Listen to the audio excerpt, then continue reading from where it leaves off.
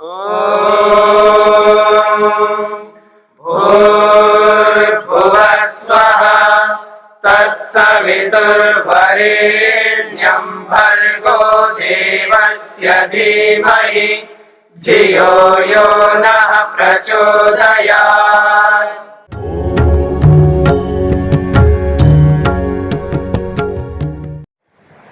स्वामी जी, एक प्रश्न है, जैसे कि आपने कहा कि आप बाल्यावस्था से ही पुरुषार्थ के कारण ये इधर आए। बाल्यावस्था से नहीं आया।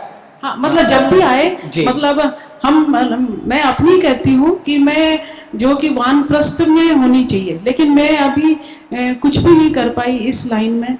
तो ये जैसे कि ये समझ जो परिस्थितियां थी वो अब महसूस हो रही है कि ये परिस्थितियां मेरे को किस लाइन में जाना चाहिए, और आपके साथ वो पहले इतने टाइम पूर्व आ गई वो परिस्थितियां।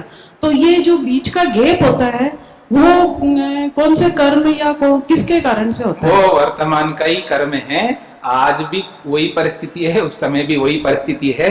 ये सब हमारे हाथ में है। आज आप निकल के आना है तो निकल के आ सकते हो, आप नहीं चाहेंगे तो नहीं आ सकते हो। ये आपके हाथ में, किसी दूसरे के हाथ में नहीं है। आप स्वतंत्र हो, आपको कोई रोकने वाला नहीं है। भगवान नहीं रोक सकता तो आदमी कहां से रोकेगा? आप अपनी परिस्थिति को उसके हिसाब से बनाते हो, इसलिए आपको लगता है कि मेरी परिस्थिति नहीं है। तो परिस्थिति को बनाना में तो अपने हाथ में है ना। कैसी भी परिस्थिति हो, कैसी भी परिस्थिति हो, यदि हम चाहेंगे तो कर लेंगे, नहीं चाहेंगे तो नहीं करेंगे। हमारे हाथ में। परिस्थिति को दोष नहीं दे सकते, काल को दोष नहीं दे सकते। काल तो काल ही है, वो तो समय है। वो तो नाम रख दिया, ये कलयुग है, ये द्वापर युग है, ये त्रेता, ये तो नाम रखा गया है। वो तो समझने के लिए, नहीं तो नहीं कैसे समझेंगे कौन सा युग है। युग का नाम रख दिया ऐसा। उन युगों के नाम है, कोई तो नाम रखना है तो रख दिया है। तो अपने आप में समय तो समय होता है। समय हमेशा एक जैसा ही होता है, समय में कोई परिवर्तन नहीं होता। उस समय को बदलने वाले हम लोग हैं। समय को हम लोग बदलते हैं। समय अपने आप वैसे ही रहता है, बदलते। समय को बदलने का मतलब है उस समय को खराब बनाना हो या अच्छा बनाना हो, हमारे हाथ में है। मैं लूट मार करूं तो मेरे हाथ में है, और मैं सबके साथ अच्छा व्यवहार करूं मेरे हाथ में है। मैं गलत काम कर रहा हूं, सब गलत काम कर रहे हैं, अब युग का नाम बदनाम कर दिया हमने। युग अपने आप में क्या गलत क्या करेगा? वो तो काल है, समय है। समय तो समय के रूप में रहेगा, वो तो जड़ पदार्थ है। उसके अंदर ये सोच नहीं है, कुछ नहीं कर सकता। सोच हमारे में है, हम कर सकते हैं। तो जहां जहां हम चयन करके काम करते हैं, हम करते हो, हमारे अधीनस्थ लोग करते हैं, या जिनके अधीनस्थ हम लोग हैं, मनुष्यों के द्वारा जहां कहीं भी चयन होता है वो सारा पुरुषार्थ होता है। और जहां किसी भी मनुष्य का चयन नहीं होता और अपने आप मिलता है तो समझ लेना वो प्रारब्ध होता है। ठीक है? हाँ स्वामी जी, जी, मुझे तो ऐसा लगता है कि मिश्रित होता है। अकेला पुरुषार्थ और अकेला प्रारब्ध काम नहीं कर सकता। तो क्या कहना चाहता है इसे कह करके? जैसे देखा जाता है कि व्यक्ति बहुत पुरुषार्थ करता है, बहुत मेहनत करता है, हाँ। लेकिन फिर भी इतनी सफलता नहीं मिल पाती। और कई बार एक व्यक्ति कुछ भी नहीं करता, बिल्कुल निठल्ला लगता है, फिर भी बहुत अच्छी उपलब्धि मिल जाती है। तो अभी आपने शास्त्र अभी पूरा पढ़ो तो आपको थोड़ा धीरे धीरे पता लग जाएगा कि बहुत पुरुषार्थ का मतलब पुरुषार्थ कैसे किया उसने, पुरुषार्थ के पीछे क्या कारण होते हैं, कौन से कारण नहीं लगे जिसके कारण से सफलता नहीं मिली, वो सब आपके सामने आ जाएगा। संयोग मान लेते ईश्वर की इधर उधर मत जाओ। आपने बहुत पुरुषार्थ किया, वो बहुत पुरुषार्थ सही ढंग से किया है, ये गलत ढंग से किया है, और उस पुरुषार्थ में क्या क्या कमी रही है, ये सब नहीं देखेंगे सभी देखेंगे। तो सभी देखने के बाद अगर सभी ठीक हो गए तो फल पूरा मिलेगा, और कहीं भी कमी रहेगा तो नहीं मिलेगा। अब पुरुषार्थ सभी लोग करते हैं। अब एक स्पर्धा करते हैं हम लोग, ठीक है ना, व्याख्यान माला लगाते हैं। अब सब मेहनत करते हो तो यार भी बहुत अच्छा किया हो, और वहां जाकर के डर गए, या वहां जाकर के कोई कुछ ऐसा हो गया और आप ठीक से नहीं बोल पाए, तो दोष किसका है? बताओ, किसका दोष है? वो ईश्वर की व्यवस्था से कुछ परिस्थितियां ऐसी डल जाती हैं, यानी नहीं, ईश्वर जोड़ देता है ईश्वर। ईश्वर की व्यवस्था ऐसी परिस्थिति डालती है, ईश्वर रोकता है कि इसका प्रवचन तो है बिगाड़ दिया जाए और इसका प्रवचन बढ़िया कर दिया जाए। प्रारब्ध कई बार हावी हो जाता है, कई बार पुरुषार्थ हावी हो जाता है, ऐसे परिवर्तन हो सकता नहीं, वो कौन निर्धारण करेगा? आप क्यों अपने आप पर दोष नहीं दे रहे? मैं आलस्य कर लिया, मैंने प्रमाद कर लिया, मैं डर गया, मैं ये कर दिया, उसमें भगवान पर क्यों दोष दे रहे हो? प्रारब्ध का मतलब समझते हैं आप क्या होता है? प्रारब्ध का मतलब ये होता है जैसे आपके कर्म होंगे उसके अनुरूप भगवान देता है, ठीक है ना? ठीक है ना? वो आपके कर्मों के अनुरूप ही देगा ना। तो आप प्रारब्ध भी वो आपके पिछले जन्म के कर्मों के अनुसार ही देगा फल, ठीक है। लेकिन वर्तमान का जो पुरुषार्थ है वो बलवान होता है। स्वामी दयानंद को पढ़ो, वो कहते हैं प्रारब्ध बलवान होता है, पुरुषार्थ बलवान होता है। वो कहते हैं पुरुषार्थ बलवान होता है। याद रखना, प्रारब्ध को कुछ अंशों में हम बदल सकते हैं। हाँ, प्रारब्ध को बदलने का सामर्थ्य हमारे हाथ में है, याद रखना। प्रारब्ध को भी बदला जा सकता। इसका मतलब ये नहीं कि सारे प्रारब्ध को आप बदलेंगे, ऐसा नहीं कहना चाह रहा हूं मैं। कुछ कुछ जगह प्रारब्ध को बदलने का मतलब है भगवान ने आपको काला बना दिया तो आप अपने आप को गोरा नहीं बना सकते। काला है तो काला ही रहेगा। हाँ, गोरा बनाना हो तो पूरी चमड़ी निकलवाना पड़ेगा, फिर नई चमड़ी लाना पड़ेगा, तब तो हो सकता है। उस जैसी चमड़ी वैसे ही रखते, उसको गोरा नहीं बना सकते आप। आपको नाटा बना दिया भगवान ने और उस प्रारब्ध को आप पुरुषार्थ करके अब बहुत लंबे ऐसा नहीं बना सकते। तो कुछ प्रारब्धों को हम बदल सकते, जैसा कि मैंने उत्तर दिया आपको। आपको पकड़ लेना चाहिए कि धनवान के घर में पैदा हो गया बच्चा, अब उसके प्रारब्ध को बदल सकता हूं मैं या कोई भी। उस पर अन्याय करेंगे तो बदल जाएगा उसका प्रारब्ध। समझ रहे मेरी बात? और किसी के प्रारब्ध को बदलने का, गरीब बच्चा है, बिल्कुल गरीब है, और मेरे को लग रहा है बुद्धि ठीक ठाक लग रही है उसकी, और उसको मैं उसके प्रारब्ध को बदल दूंगा, उसको ला करके खिलाऊंगा पिलाऊंगा, सब दे दूंगा, तो बहुत बढ़िया बन जाएगा। उसके प्रारब्ध को बदल रहा हूं मैं। समझ रहे मेरी बात को? तो इस तरह का बदलना, वो बदलने वाला कौन होता है? भगवान नहीं होता है, मैं होता हूं। क्योंकि मैं अगर उस गरीब बच्चे को उठा के लाऊंगा, पढ़ाऊंगा लिखाऊंगा तो मेरा पुण्य बनेगा, नहीं तो मेरा पुण्य नहीं बनेगा। मैं किसी को दान दे रहा हूं, आप दे रहे हो, ये प्रारब्ध के कारण से नहीं दे रहे, आप वर्तमान का पुरुषार्थ है। आप दान दोगे तब वो पुण्य मानेगा। नहीं जी, इससे लिया था पिछले कभी जन्म में, इसलिए आप दोबारा चुका रहा है, तो चुका रहा है ना, तो दान कहां हुआ आपका? पुण्य का हुआ आपका? वो तो चुका रहा है वो आदमी, वो पुण्य ही नहीं है फिर आपका। मेरी बात समझ रहे? कभी इसका खाया तो इसलिए ये खिला रहा है, अगर आपको ऐसे लगता है तो फिर मेरा पुण्य तो हुआ नहीं है, तो पिछले का आप खा रहे हो। समझ रहे मेरी बात? तो मैं जो आपके लिए दान दे रहा हूं या आप मेरे लिए जो दान दे रहे हो, तो आप चुका रहे हो ना, तो आपका पुण्य काहे को हुआ? फिर आपका कोई पुण्य नहीं बनेगा। जो भी आप करोगे तो वह सब आप चुका रहे हो, तो पुण्य कैसे बनेगा आपका? पुण्य कर्म कैसे बनेगा आपको? किसी को पानी पिला रहे हो, किसी को खिला रहे हो, किसी को सुला रहे हो, किसी कुछ दे रहे हो, ये सब चुका रहे हो आप पिछले जन्मों के, तो आपका पुण्य तो बनेगा नहीं।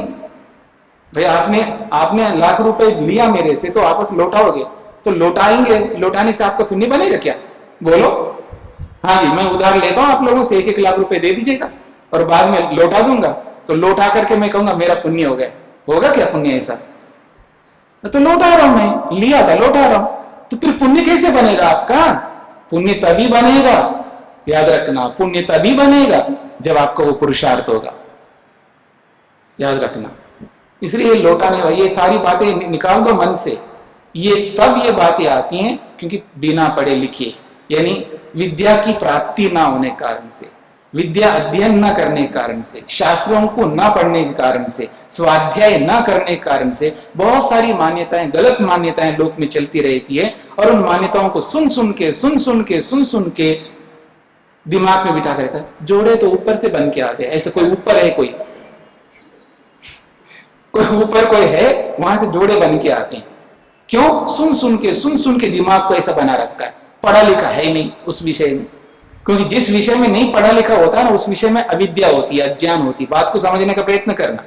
मैं ये नहीं कहना चाह रहा हूं आप अनपढ़ हैं, और मैं ये नहीं कहना चाह रहा मैं पढ़ा लिखा हूं। जिस विषय में हमने पढ़ाई लिखाई नहीं की, उस विषय में अनपढ़ है। और जिस विषय में हमने पढ़ाई लिखाई की है उस विषय में हम पढ़े लिखे हैं। अब स्पेस साइंस है, खगोल विद्या, जिसने खगोल विद्या को नहीं पढ़ा है उसके दिमाग में क्या आता है कि अब सूर्य ग्रहण हो रहा है, अब भोजन नहीं बनाना है, सूर्य ग्रहण हो रहा है, अब खाना नहीं है। क्यों? उसने खगोल विद्या नहीं पढ़ी, उस विषय में वो अनपढ़ है। और दूसरे विषय में कितना ही बड़ा आदमी हो सकता है वो। मेरी बात समझ रहे हैं? अब जो खगोल विद्या को पढ़े हैं वो तो सूर्य ग्रहण हो चाहे कोई ग्रहण हो, वो तो सब खाते पीते आराम से, उनके दिमाग में कभी कुछ नहीं आता, क्योंकि उनको पता है कुछ होना नहीं है और क्या होना है उसका वो ध्यान रखते हैं। सूर्य ग्रहण हो रहा है, बाहर निकल रहे हैं तो ऐसे नहीं निकलेंगे, वो पूरा प्रबंध करके निकलता है आदमी। आजकल नहीं निकलते आप लोग पूरा प्रबंध करके, मैं देखता हूं बहुत धूप हो रही है तो पूरा ढक लेते हैं, वो बस केवल इतनी आंखें दिखती हैं और थोड़ा सा सांस लेने के लिए इतना जगह, सब ढक लेते हैं। नहीं ढकते क्या आप लोग? प्रबंध कर रहे हो ना आप लोग? तो ऐसे ही जिसको पता है सूर्य ग्रहण हो रहा है और मेरे काम है बाहर निकलना है तो वो पूरा प्रबंध करके निकलेगा, क्योंकि उसने स्पेस साइंस पढ़ा हुआ। अगर नहीं भी पढ़ा हो तो उसने जानकारी प्राप्त कर लिया। आजकल गूगल पे होता है, ये जानकारी करता है और बाहर निकल रहा हूं तो चश्मा लगा कर, काला चश्मा लगा करके निकलता है, पूरे कपड़े बदन पर पूरे कपड़े पहन लेता है, जाना पड़े तो जाएगा। वो पढ़ा लिखा है, उसमें जो सीधा गुरुमुख से पढ़ा है या पुस्तकों से पढ़ा है या गूगल देवता से पढ़ लिया, कैसे भी पढ़ लिया, जानकारी प्राप्त कर लिया। तो जिस विषय में जानकारी है उस विषय में वो गलत नहीं करता, जिस विषय में जानकारी नहीं है उस विषय में आदमी गलत करता रहता है और भगवान को दोष देता है, प्रारब्ध को दोष देता है आदमी। इसलिए मैं क्या कहा करता हूं, जीने के लिए, सुखी होने के लिए, आनंदित रहने के लिए, प्रसन्न रहने के लिए, शांत रहने के लिए, तृप्त रहने के लिए जो जो विद्या जरूरी है उस विद्या को पालो, प्राप्त कर लो, कुछ भी करना पड़े, और खुश रहो, आनंदित रहो। और ये जो दुख आते हैं ना बिना मतलब के, उन सारे दुखों से बचे रहेंगे। इसी में बुद्धिमत्ता है। जी स्वामी जी, एक प्रश्न है, घर में पौधे का होना और आकस्मिक रूप से उसका मर जाना किसका पुरुषार्थ है, किसका प्रारब्ध है?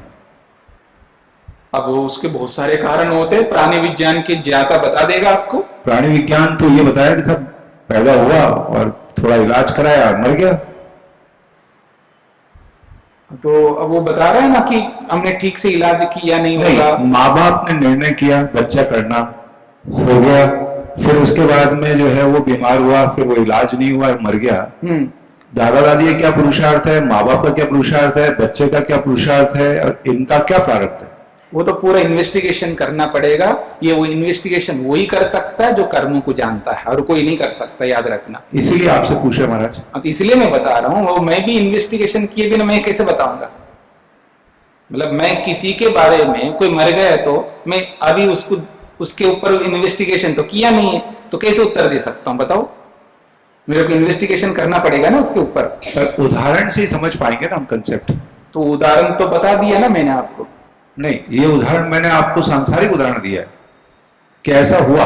तो ऐसा हुआ तो उसको मैं बिना देखे, उसको बिना विचार किए मैं कैसे उत्तर दूंगा? आपने तो हुआ बता दिया, इस हुआ को सुनकर के ही ऐसा उत्तर थोड़ा दिया जाएगा। ऐसा हुआ तो है, क्यों हुआ, उसके पीछे क्या कारण रहे हैं, वो तो मेरे को पता नहीं है, और उसको जाने बिना मैं कैसे उत्तर दूंगा? बात पकड़ में आ रही है आपको?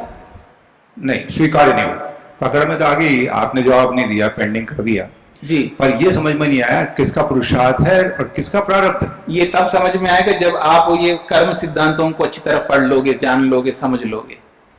अभी पढ़ रहे हैं ना, तो और पढ़िएगा और जानिएगा कर्म सिद्धांतों को, क्योंकि जहां जहां कर्मों के बारे में बताया गया है, जिस शास्त्रों में, उन सारे शास्त्रों को पढ़ना पड़ेगा, विचार करना पड़ेगा, तब आपको आराम से समझ में आ जाएगा। मन की उत्सुकता अगर क्लियर हो जाए क्लास में जी, तो थोड़ी प्रोत्साहन मिलता है। वो तो, और वो अगर पेंडिंग रह जाता है तो हर प्रश्न का समाधान प्राप्त करके समझने का सामर्थ्य हर समय, हर विषय में किसी को नहीं हो सकता। इस बात को समझ लेना। हर प्रश्न के समाधान को सुन करके, जान करके उसको समझने का सामर्थ्य हर विषय में किसी को नहीं होता। उसके लिए वेट करना पड़ता है, प्रतीक्षा में रहना पड़ता है। अगर आपका किसी का, मान लीजिए आप में से किसी, आपका पोता है या पोती जो 10वीं 12वीं में पढ़ते हैं, दादाजी दादी जी बताओ ना अपने पास कितनी संपत्ति है, अभी बता दो, मेरे को उत्तर दे दो, तो दोगे आप उत्तर उसको? प्रतीक्षा करो बेटा, जब बड़े हो जाओ, अपने पांव पर खड़े हो जाना, जब अपना आप सारा काम संभालने लग जाओगे तब पता लग गया ना, अपने आप तब पता लग जाएगा आपको। उसके लिए प्रतीक्षा करनी पड़ेगी उसको। जैसे हर विषय के लिए आदमी को वो परिस्थिति आने तक प्रतीक्षा करनी पड़ती है। हर प्रश्न का उत्तर हमेशा नहीं मिलता। मैं ये नहीं कहना चाह रहा हूं कि किसी का नहीं मिलता, जिसका आता है मिलता है वो बता ही देते, लेकिन आप ये चाहो कि हर प्रश्न का उत्तर मिले तभी संतुष्टि मिलेगी, तभी हम आगे बढ़ पाएंगे, ऐसा कभी नहीं हो सकता। उसके लिए प्रतीक्षा करनी पड़ेगी।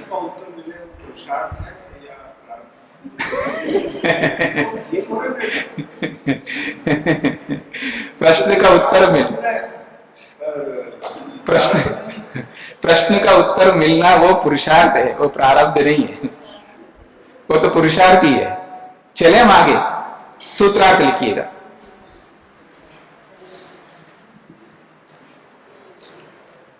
कर्मों की भिन्नता के कारण, कर्मों की भिन्नता के कारण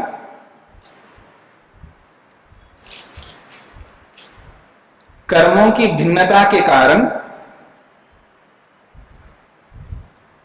सृष्टि में भी भिन्नता होती है। कर्मों की भिन्नता के कारण सृष्टि में भी भिन्नता होती है। भवतो पुरुष कर्म वशाद विविधता सृष्टि। वो कहते हैं मनुष्यों की कर्मों की भिन्नता के कारण से सृष्टि में भिन्नता हो जाए, तस्या विविध सृष्टे उत्पाद नाशो कार्ये कथम भवता। तो प्रश्न कर रहे हैं कि उस विविध सृष्टि का उत्पन्न होना, विनाश होना रूपी ये जो कार्य है, दो कार्य, ये कैसे होते हैं? इस आकांक्षा में उत्तर दिया जा रहा है। साम्य वैषम्याभ्याम कार्यद्वयम। साम्य वैषम्याभ्याम कार्यद्वयम। जब साम्यावस्था रहती है तब प्रलय की स्थिति होती है, जब विषम अवस्था होती है तब सृष्टि की स्थिति होती है। तो कह रहे हैं विविध सृष्टे उत्पादो नाशश्च द्वे कार्ये। ये जो विविध प्रकार की जिस सृष्टि का उत्पन्न होना और इनका नाश होना रूपी ये दो कार्य है ना, उत्पन्न होना भी एक कार्य है, नाश होना भी एक कार्य है। ये दोनों कार्य सत्व रजस तमसाम वैषम्यात् साम्याच्च भवता। जब सत्व रज तम अपने निज स्वरूप में आने लगते हैं तब प्रलय की स्थिति होती है, तब विनाश रूपी कार्य होता है। और जब सत्वरस्तम जो है विषम अवस्था में आने लगते हैं, अपने निज स्वरूप से बाहर निकल के आते हैं, तब सृष्टि के रूप में आ जाता है, उत्पन्न होना होता है। तो सत्वरस्तम जब अपने निज स्वरूप में वैसे के वैसे बने रहते हैं तब प्रलय रूपी कार्य रहता है। और जब अपने निज स्वरूप में ना रह करके अपने आप को बदल लेते हैं तब सृष्टि रूपी कार्य सामने आता है। ये बात कहे तो सत्वरस्तम की साम्य अवस्था से और विषम अवस्था से दो प्रकार के कार्य होते हैं, ये इसका अभिप्राय है। तो यही कहना चाह रहे हैं सत्व रजस तमसाम वैषम्यात् न्यूनाधिक योगात् विविध सृष्टे उत्पादः। सत्व रजतम इन तीनों पदार्थों में विषमता होने के कारण से, और विषमता भी कैसे? न्यून और अधिक के रूप में। कहीं तो कम मात्रा में सत्व मिल गया तो वहां सत्व गुण की कमी होने से कुछ और ही पदार्थ बन जाता है, और कहीं सत्व गुण अधिक मात्रा में मिल जाए तो कुछ और ही बन जाता है। समझ रहे मेरी बात को? जैसे सत्व की मात्रा अधिक मिल गया तो दूध बन गया, ठीक है, और तम की मात्रा अधिक मिल गए तो गोबर बन गया। मेरी बात समझ रहे हैं? और रज की मात्रा अधिक मिल गए तो खून रक्त बन गया, ऐसा यूं समझ लीजिएगा। तो किसी की मात्रा अधिक हो गई, कहीं किसी की मात्रा कम हो गई, तो वही कह रहे हैं न्यून अधिक का योग जब हो जाता है सत्वर स्तंभ में, तब विविध सृष्टि उत्पन्न हो जाती है। अथा तेषामेव साम्यात्, और वही सत्वर स्तंभ जब अपने निज स्वरूप में रहने लगते हैं, यानी सत्वगुण कुछ परिवर्तित नहीं हो रहा है, रजोगुण कुछ भी परिवर्तित नहीं हो रहा है, तमोगुण कुछ भी परिवर्तित हो रहा है, ठस से मस नहीं हो रहे, वैसे के वैसे रह रहे, तो समझ लेना अपने आप प्रलय हो जाएगा, साम्यावस्था आ जाएगी। तो इस प्रकार से दो कार्य होते हैं, सत्वर स्तंभ की साम्यावस्था में प्रलय रूपी कार्य और विषम अवस्था में सृष्टि रूपी कार्य, ऐसे दो कार्य होते हैं। सूत्रार्थ, सत्व रज तम की, सत्व रज तम की समान अवस्था, समान अवस्था और विषम अवस्था से, और विषम अवस्था से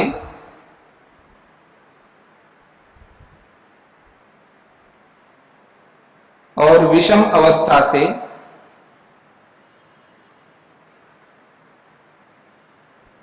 प्रलय के रूप में और सृष्टि के रूप में दो कार्य होते हैं। प्रलय के रूप में और सृष्टि के रूप में दो कार्य होते हैं।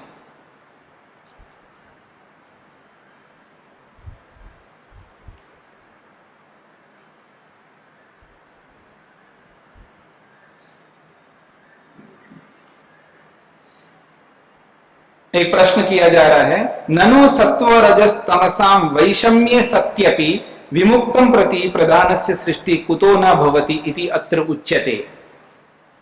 एक प्रश्न है, सत्व रजस तमसाम वैषम्ये सति, जब सत्व रज तम विषम अवस्था में पहुंच जाते हैं तब सृष्टि बनती है, तो उस स्थिति में विमुक्तम प्रति, जो मुक्त आत्मा है, उस मुक्त आत्मा के प्रति प्रकृति की सृष्टि क्यों नहीं होती है?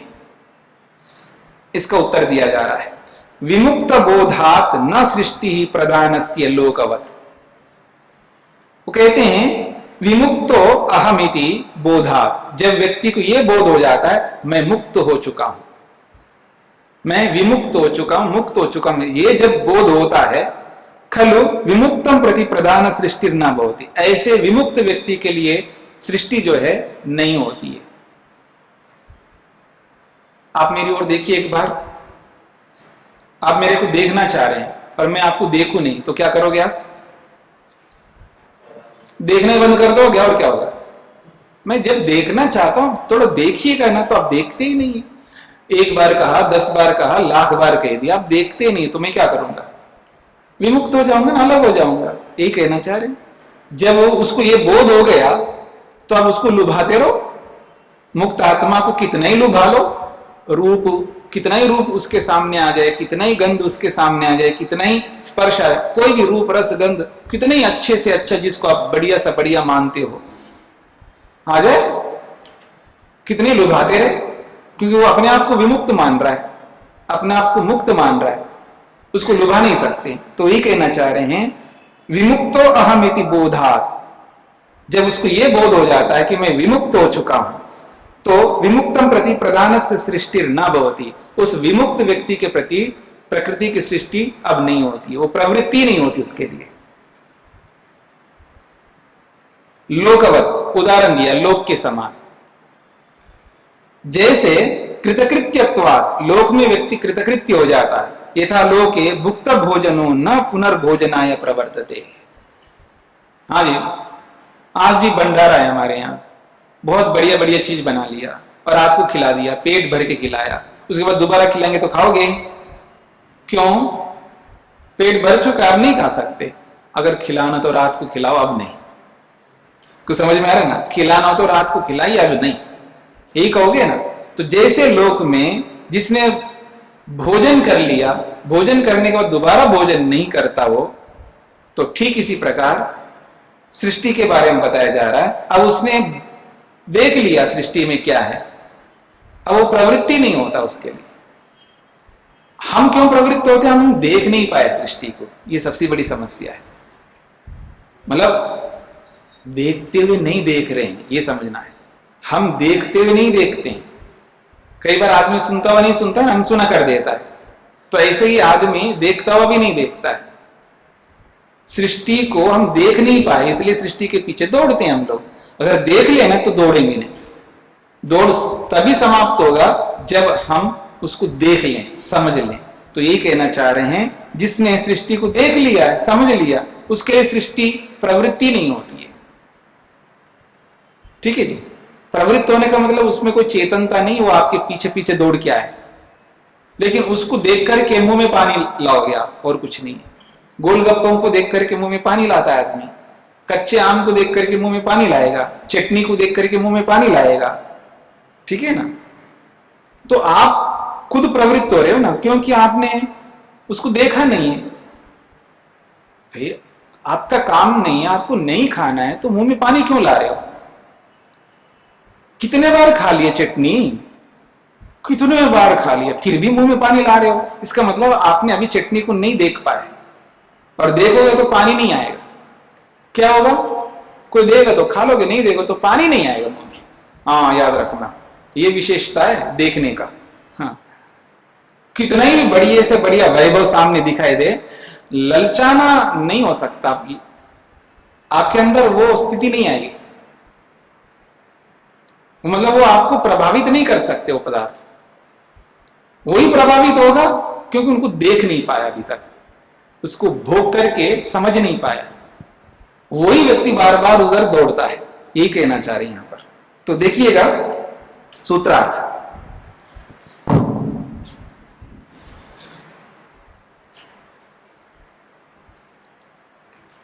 मुक्त आत्मा को अपने मोक्ष के बारे में, मुक्त आत्मा को अपने मोक्ष के बारे में ज्ञान होने से, मुक्त आत्मा को अपने मोक्ष के बारे में ज्ञान होने से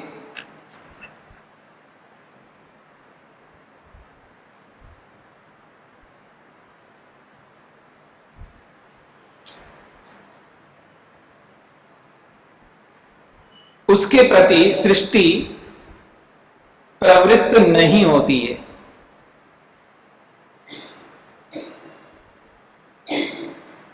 अथवा वो स्वयं सृष्टि के प्रति प्रवृत्त नहीं होता है, अथवा वह स्वयं सृष्टि के प्रति प्रवृत्त नहीं होता है।